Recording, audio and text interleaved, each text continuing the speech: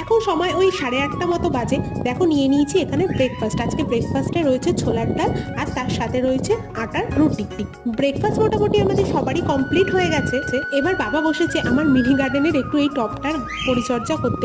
অনেক আগাছা জন্মে গেছিল টবটার মধ্যে, তা বাবা একটু তুলে তুলে ফেলে দিচ্ছে আগাছাগুলো। আমি আর আমার বাবা মিলে এসেছি আমাদের সোসাইটিরই নিচে একটা দোকানে।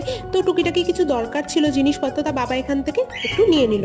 আমার একটু দেরি হচ্ছে আসতে দেখে মা অলরেডি দেখো দুপুরে রান্নাটাও এখানে বসিয়ে দিয়েছে, কারণ বরেরও রয়েছে অফিস। দেখো আজকে রান্না হবে দুপুরে নিরামিষ অনুষ্ঠান বাড়ির স্টাইলের শুক্তোটা। ঘরে সব কাজকর্ম সেরে এখন এসেছি মিষ্টুকে আমরা সবাই মিলে স্কুল বাস থেকে বাড়ি নিয়ে যেতে। তো সবাই মিলে আসার একটাই উদ্দেশ্য, সবাইকে একসাথে দেখলে খুব খুশি হয়ে যায়।